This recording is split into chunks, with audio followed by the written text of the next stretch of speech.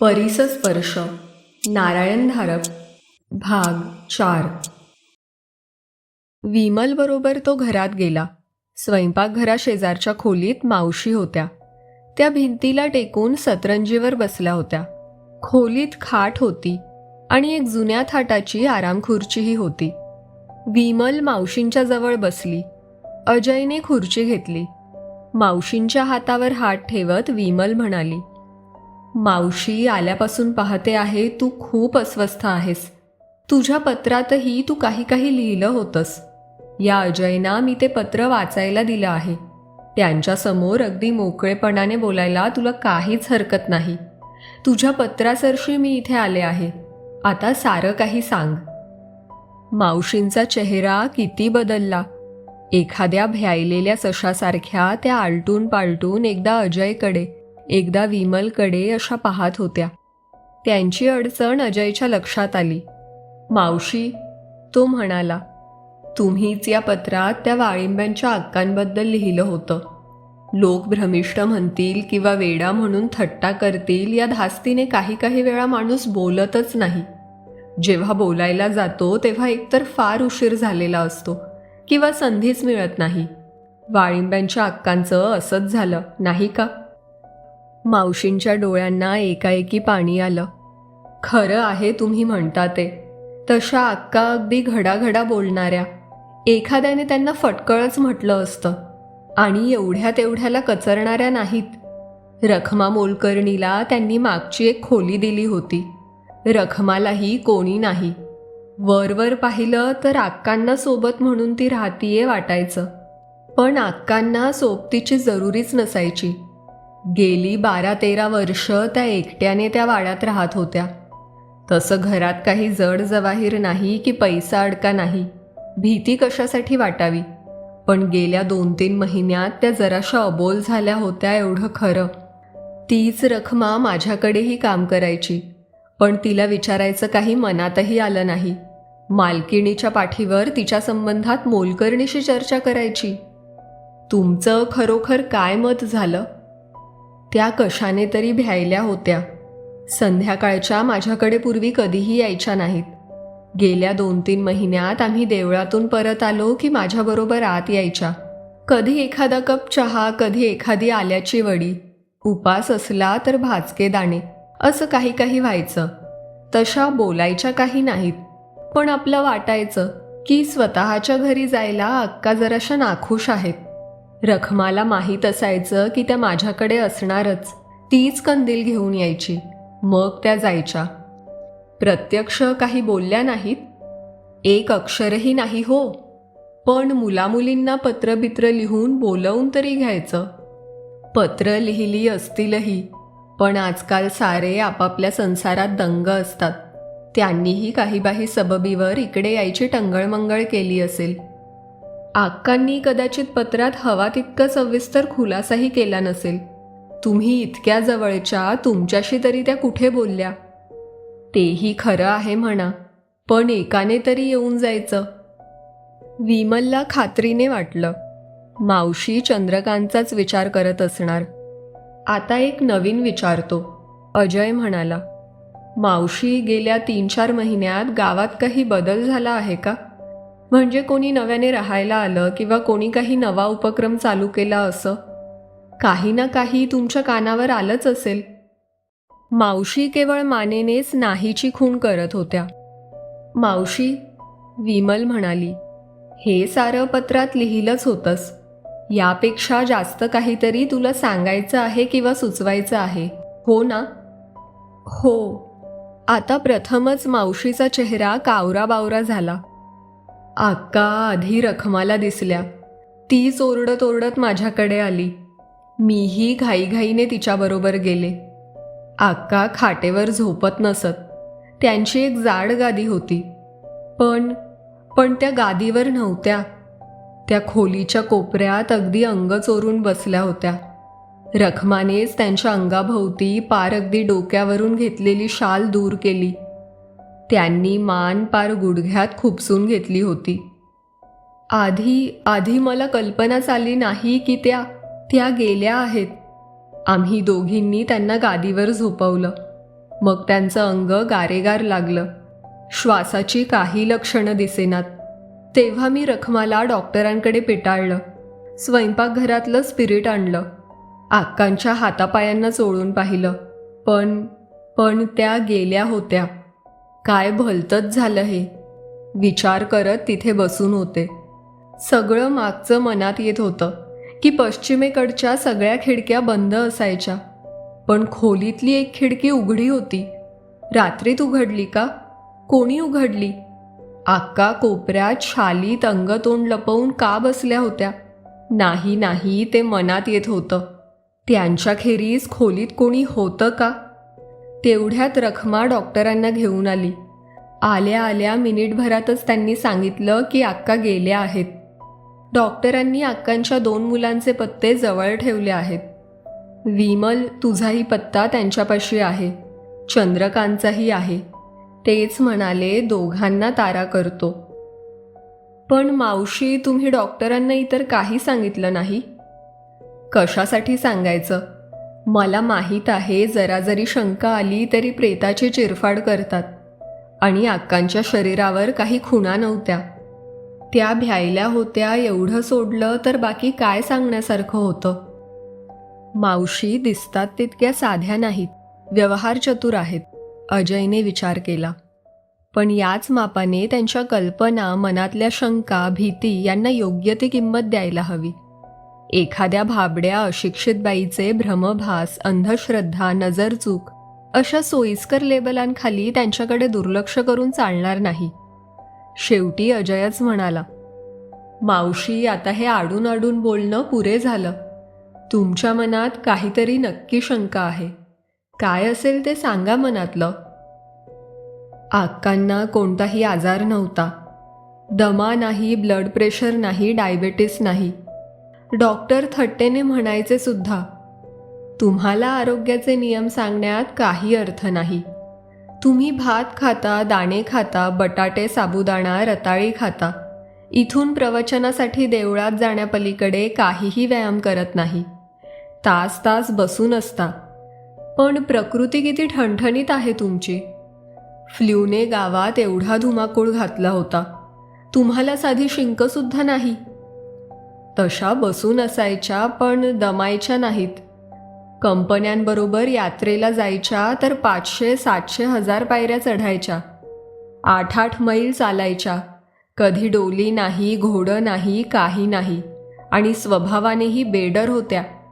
तोंडून कधी शब्द आला नाही की एकटं एकटं वाटतं. म्हणजे गेल्या 2 महिन्यात त्यांना काहीतरी अनुभव आला असला पाहिजे, काहीतरी दिसलं असलं पाहिजे, काहीतरी कानावर आलं असलं पाहिजे. पण त्या बोलल्या नाहीत, बोलायला धजल्या नाहीत. तुमचा विश्वास बसणार नाही अशी त्यांना शंका आली असेल. मोठे मोठे डोळे करून मावशी मानेनेच हो हो म्हणत होत्या. मग त्यांनी आपली नजर विमल अजयच्या चेहऱ्यावरून खाली घेतली.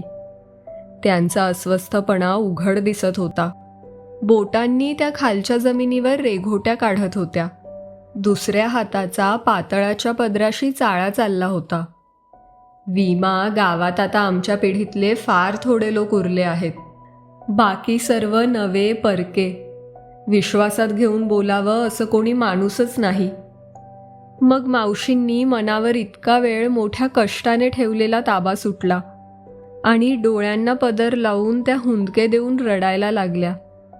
त्या दोघांनाही हे इतकं अनपेक्षित होतं की काही क्षण दोघं मावशीकडे नुसते पाहतच राहिले. विमल एकदम त्यांच्याजवळ सरकली आणि तिने एक हात त्यांच्या खांद्यावर ठेवला. दुसऱ्या हाताने त्यांच्या डोळ्यातले अश्रू टिपले. अगं, असं काय करतेस? आता आम्ही आहोत ना इथे. आता तुला कशाचीही भीती बाळगायचं कारण नाही. आता सांग बरं खरं खरं काय ते. कशाने एवढी भ्यायलेली आहेस? मावशींनी डोळे पुसले. आता मला वेडी म्हण, नाहीतर भ्रमिष्ठ म्हण. त्या भराभरा बोलायला लागल्या. अक्कांनी त्यांच्या वाड्याच्या पश्चिमेकडच्या खिडक्या लावून घेतल्या होत्या. मीही संध्याकाळची लावून घ्यायला लागले आहे. वर आताशी फारशी जातच नसते. तुला माहीतच आहे, जिने अरुंद आहेत, अंधारे आहेत. दोन्ही अंगांना सनल्याच्या गुळगुळीत भिंती आहेत. एखाद्या वेळी पायबी घसरला, तोल जाऊन पडले तर हातापायांचं हाडच मोडायचं. नको बाई या वयात. तेव्हा वरची सर्व दारं खिडक्या बंदच असतात. खालच्या मजल्याला चारी बाजूंना खिडक्या आहेत. संध्याकाळची आत्ताशी मी लवकरच परत येते देवळातून. आल्या आल्या बाहेरच्या ओसरीत नाहीतर स्वयंपाकघरात बसते. थकायला होतं आत्ताशी आणि अक्कांचीही आठवण येते. ती आल्याखेरीज कसं राहील. सारा जन्म आम्ही दोघींनी शेजारी शेजारी म्हणून काढला. अशीच संध्याकाळची परत आले होते आणि संध्याकाळचा वारा घेत बसले होते. समोर अक्कांच्या वाड्याचा वरचा मजला दिसत होता आणि अक्कांच्या आठवणीने मनात कसं गलबलून आल्यागत होत होतं. आपण काहीतरी पाहत असतो पण लक्ष दुसरीकडेच असतं. कितीतरी वेळाने मग समोरच्या दृश्याचा अर्थ डोक्यात शिरतो. अशी किती वेळची मी अक्कांच्या वरच्या खिडक्यांकडे पाहत होते. मग एकदम जाणवलं, त्या सर्व खिडक्या उघड्या आहेत. वरच्या सर्व खोल्या उन्हात उजळून निघाल्या आहेत. म्हणजे पलीकडच्या पश्चिमेकडच्या खिडक्याही उघड्याच असल्या पाहिजेत. मला त्यांची माडी आठवली. अक्कांचे यजमान हयात होते तेव्हा माडी रोजच्या वापरात होती. वाळिंब्यांच्या सावकारीची देणीघेणी, शेताच्या धान्याचा अर्धेलीचा खंडाचा हिशेब, मुलामुलींच्या लग्नाची बोलणी, साखरपुडे, लक्ष्मीपूजन सारं तिथेच झालं होतं. ते लाल जाजमं, ते लोड तक्के, त्या रविवर्माच्या तसबिरी, त्या रंगीत काचांच्या खिडक्या, ते मन्या नळ्यांचे पडदे, ती आता शोभेची झालेली हंड्या झुंबरं, सगळं काही आठवलं. त्यांची मुलं गावाला जाताना खिडक्या लावून घ्यायला विसरली वाटतं, मी मनाशी म्हणाले. संध्याकाळचा वारा कधीकधी सोसाट्याचा असतो. त्या वाऱ्यावर दारा खिडक्यांची पालं दणादणा आपटतील, पिचतील. आत धूळ केरकचरा जाईल. पक्षी घरटी बांधतील. मृगातला पहिला पाऊस आला की पाणी आतवर जाईल. गाद्या उश्या लोड तक्के भिजतील, कुजतील. वास्तविक माझ्यावर काय जबाबदारी होती. त्यांनी जाताना माझ्याकडेच किल्ल्या ठेवल्या होत्या, त्या सोयीसाठी होत्या. त्यांनी काही मला वाड्याची राखण करायला सांगितलं नव्हतं. पण शेवटी शेजारधर्म म्हणून काही आहेच ना. डोळ्यासमोर अशी नासधूस होत असताना आणि त्यावरचा इलाज हातात असताना गप्प बसायचं. 10-15 मिनिटांचं तर काम. वर जायचं, खिडक्या लावून घ्यायच्या. अजून सूर्य वावभर वर होता. तासभर तरी लख्ख प्रकाश राहणार होता. विमा त्या घाईत मी पार विसरूनच गेले की अक्कांनी पश्चिमेकडच्या खिडक्या बंद करून घेतल्या होत्या. अक्कांच्या मृत्यूच्या रात्री एक खिडकी उघडी होती. काहीतरी घरात आलं असेल. त्याखेरीज का अक्का अशा घाबरून कोपऱ्यात पांघरुणाखाली तोंड लपवून बसल्या असत्या. अशी शंका अगदी रास्त ठरली असती. मी हाही विचार करायला हवा होता की जे काही अतिक्रमण करून घरात घुसलं आहे ते अजून तिथेच असण्याची दाट शक्यता होती.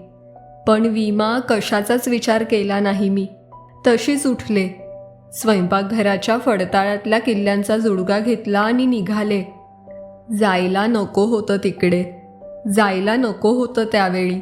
एकटीच्या एकटी. ती आठवण मावशींना असह्य होत होती.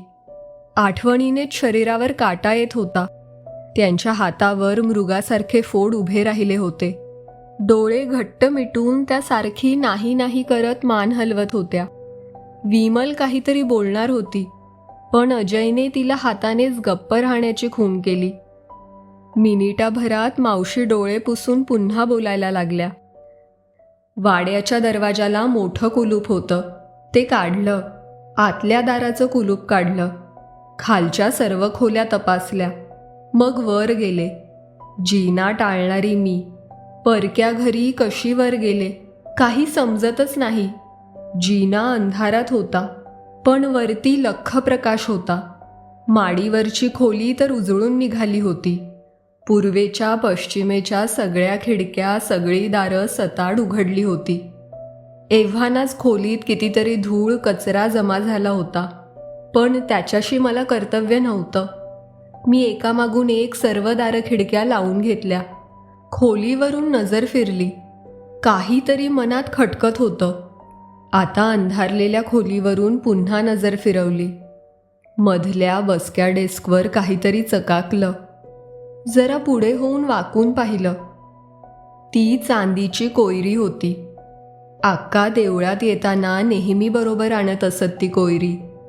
पण इथे कशी? हे काही बरोबर नाही. इथे जास्त थांबायला नको. मनात एकाएकी देवाचं नाव आलं. तसं फट आवाज होऊन कोयरीचं झाकण उघडलं. विमा हातपाय लटालटा कापायला लागले. तसंच देवाचं नाव घेत मी वळले. जिन्याचा कठडा हातांनी घट्ट धरला. पायरी पायरी करत खाली उतरायला लागले. कठड्याचा शेवटचा गज डोक्यापाशी आला तेव्हा तो आवाज आला. आवाज, आक्कांचा आवाज, आक्कांच्या आवाजातली हाक. एवढ्यात परत जातेस नलुताई? जरा ये ना अंमळ बसायला. मी होते तिथेच गोठून उभे राहिले. कठड्यांच्या मधून खोलीत नजर टाकली. डेस्क मागं आक्का बसल्या होत्या. डेस्कवर हात टेकवून खाली फतकल मारून बसल्या होत्या. माझ्याकडे पाहून हसत होत्या. येतेस का? त्या म्हणाल्या आणि फस्सा आवाज करत कोयरीतलं हळद कुंकू पिवळ्या लाल कारंजासारखं हवेत उधळलं. आक्कांच्याही तोंडावर लाल पिवळे डाग पडले होते. डोळ्यातही गेलं असेल, पण ते डोळे मिटले नाहीत. माझ्याकडे पाहत पाहत त्या जागच्या उठत होत्या. विमा एक शहाणपणा केला. मनाशी म्हटलं धावपळ करायची नाही. ते एवी तेवी येतच आहे. सरपटत येईल, नाही तर वाऱ्यासारखं सुसाट येईल. पळून पळून आपण कितीशा पळणार. तेव्हा घाई नको, मागे पाहायला नको, तोंडातला देवनामाचा जप थांबायला नको. पायरी पायरी करत मी खाली आले. तशीच बाहेर आले. घराच्या दाराला कुलूप लावलं. मग अंगणातून वाड्याबाहेर आले. त्याही मोठ्या दाराला कुलूप घातलं. घराकडे निघाले. वरच्या खोलीतून अनेक आवाज आले, पण मी लक्ष देत नव्हते. ओरडण्याचा, किंचाळण्याचा, हेल काढून रडण्याचा आवाज होता. खुर्च्या टेबलं फराफरा सरकवल्याचा आवाज होता. दाण दाण पाय आपटल्याचा आवाज होता. आणखीही काही काही आवाज होते जे मी आजवर जन्मात ऐकलेले नाहीत. तरा घरात आले. दरवाजा मागे लावून घेतला. कडी लावली. अडसर सरकवला. जसं काही या लाकूड लोखंडाने ते अडवलंच जाणार होतं. मग देवासमोर जाऊन बसले. शरीर हीव भरल्यासारखं थडथड उडत होतं. सारी खोली सभोवती गरगर फिरत होती. काही म्हणजे काही विचार सुचत नव्हता. 5-7 मिनिटांनी तशीच धडपडत उठले. देव्हाऱ्याजवळच डबा होता. त्यात सूतशेखराची मात्रा होती. सहाणेवर 4 वळसे दिले आणि स्वयंपाकघरात कशीबशी येऊन घोटभर दुधात घालून ती मात्रा घेतली आणि नुसती पडून राहिले. मात्रेचा परिणाम झाला. डोक्यातली कलकल भणभण थांबली. शरीराचा थरकाप थांबला. श्वास अगदी अडकल्यासारखा झाला होता तो मोकळा झाला. हातापायांच्या मुंग्या गेल्या. चक्कर येतीशी वाटत होती तीही थांबली. पण तशीच पडून राहिले. दुसरं काय करणार? समजा माझ्याही वाड्यात काहीतरी आलं, मी काय करणार? माझ्यात बळ कुठे होतं? मदतीला कोण होतं? पळून जाऊ? कुठे जाणार? किती पळणार? 100 पावलं टाकायचं सुद्धा पायात त्राण नव्हतं. शेवटी मनुष्य एकटाच असतो. पण जसा जसा वेळ उलटत चालला तशी मनात अंधुकशी आशा आली. त्या अक्कांच्या वाड्यात काहीतरी भलतंच होतं खास. पण ते वाड्याच्या आतच होतं. मला ओळखून त्याने नावाने हाक मारली होती खरी, पण ते माझ्या पाठलागावर आलं नव्हतं. निदान अजून आलं नव्हतं. मग विमा, तुझा विचार मनात आला. जरा स्वार्थीच विचार, नाही का ग? इथे काहीतरी घोटाळा आहे, कदाचित धोकाही आहे. त्यात तुला कशासाठी गोवायचं? मावशी, न राहून विमल म्हणाली, तू काहीही म्हण, माणूस शेवटी स्वार्थीच असतो बघ. ती रात्र कशी तरी काढली. दुसऱ्या सकाळी सकाळीच तुला पत्र लिहून टाकलं. पण पत्रात हे कसं लिहिणार? अगदी मोघम शब्दात लिहिलं होतं. येते आहे असं तुझं कार्ड मिळालं ना तेव्हापासून तुझ्या वाटेकडे अगदी डोळे लावून बसले आहे बघ. मावशींचा चेहरा गोरामोरा झाला होता. त्या आळीपाळीने विमल आणि अजय यांच्याकडे पाहत होत्या. शेवटी एक मोठा उसासा सोडून त्या म्हणाल्या, विमा, मी स्वतःला स्वार्थी म्हणाले म्हणून तू दचकली होतीस ना? मग ऐक. पत्र टाकून घरी परत आले. स्नान, देवाची पूजा सगळं राहिलंच होतं. अंघोळ केली, पूजेसाठी दुर्वा फुलं तोडायला अंगणात गेले. मन किती फसवं असतं. साधं पत्र टाकल्याने काय साधलं होतं, पण मनाला आपलं उगीच सुरक्षित वाटत होतं. हे वाटणं किती भ्रामक होतं, किती तकलादू होतं हे 5-7 सेकंदातच समजलं. वाळिंब्यांच्या आणि आमच्या वाड्यात 3-4 फूट उंचीची एक सामायिक भिंत आहे. माझी तिकडे पाठ होती. त्या बाजूने शुकशुक असा आवाज आला. किती भोळसटासारखी वागले मी. सरळ भिंतीपाशी गेले आणि वाकून पाहिलं. भिंतीच्या पायथ्याशी वाळिंब्यांच्या आक्का बसल्या होत्या. अंग मुरडून बसल्या होत्या. वर पाहून दात विचकून हसत होत्या. केवढाले पांढरे दात. प्रत्यक्षात आक्कांच्या तोंडात एकही दात शिल्लक नव्हता. आणि त्यांच्या चेहऱ्यावरचे काल रात्रीचे ते हळदी कुंकाचे लाल पिवळे डाग अजूनही तसेच होते. त्या हसत होत्या आणि काहीतरी कुजबुजत होत्या. वरवंडीवर हात ठेवून मी जरा पुढे वाकले. त्यांचा एक हात सबदिशी वर आला. माझ्या मनगटाभोवती पंजा आवळला. मावशींनी उजवा हात पुढे केला. नलूताई, बरं झालं हो विमाला बोलवलंच ते. तिला येऊ दे, मग आपण दोघी तिची गंमत करू हं. आणि मग तो खदखदत हसण्याचा आवाज. काहीतरी ओरडून मी हिसका मारून हात सोडवून घेतला आणि घाईघाईने घरात गेले. सकाळच्या लख्ख उन्हात त्या मला दिसल्या होत्या. मला लगटल्या होत्या, माझ्याशी बोलल्या होत्या. काळ वेळेचं त्यांना काही बंधन नव्हतं. जागेचं तरी होतं कशावरून? 4 फुटांची वरवंड ओलांडून त्यांना माझ्या वाड्यात येणं काही कठीण थोडंच होतं. तुला बोलावल्याचं त्यांना माहीत होतं. मी त्यांना, म्हणजे अर्थात त्या खऱ्या अक्का नाहीत. त्यांच्या मनात काहीतरी डाव आहे आणि हे सर्व समजूनही गप्प का बसले? तुला येऊ नको अशी तार का नाही केली? स्वतःच तुझ्याकडे उठून का नाही आले? मावशी, विमल म्हणाली, झालं ते झालं. मलाही बदलाची फार आवश्यकता होती. शिवाय तुझ्यापाशी त्या बोलल्या हे एका परीने बरंच नाही का झालं? आपल्याला आता समजलं आहे की काही काही गोष्टी, कदाचित सर्व गोष्टी त्यांच्यापासून लपून राहणार नाहीत. आधी सूचना मिळाली ते बरंच झालं. नाहीतर आपण दोघीही बेसावधपणे राहिलो असतो. आता जरा सावध राहू, हो की नाही? अजयची नजर एक प्रकारच्या कौतुकाने विमलवर खेळली होती. मावशी, तो मध्येच म्हणाला. विमलचं येणं रहित झालं असतं किंवा लांबणीवर पडलं असतं तर कोणास ठाऊक मी इथे आलो असतो का नाही ते. जग योगायोगाचं आहे खरं, पण त्यातले सर्वच अशुभ असतात असं का मानायचं? काही शुभही असू शकतात असं समजू की. विमल आणि अजय दोघांच्या विचारांची पातळी मावशींच्या आवाक्यापलीकडची होती. पण त्यांच्या साध्या भोळ्या मनालाही जाणवलं की या दोघांच्यात काहीतरी वेगळाच बंध आहे आणि त्याच बंधाने आपणही त्या दोघांशी निकट झालो आहोत. आपल्या तिघांचा मिळून एक खास संघ झाला आहे.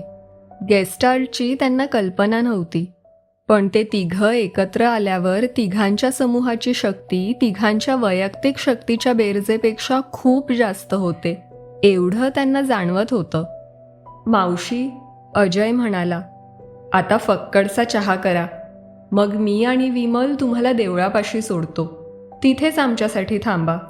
आम्ही गावात चक्कर मारून येतो आणि येताना तुम्हाला बरोबर घेऊनच परत येऊ. काहीही झालं तरी एकट्याने परत येऊ नका, समजलं? त्याचा स्वर आपुलकीचा होता, पण आवाजात धार होती. आता विमलची त्याच्याकडे नवलाने पाहायची पाळी होती.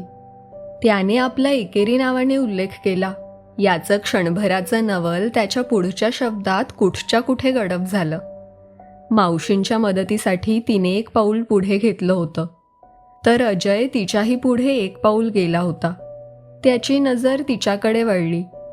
मान हलवून तोच जरासा हसला. काही क्षणानंतर तिच्याही चेहऱ्यावर त्या हास्याचं प्रतिबिंब उमटलं.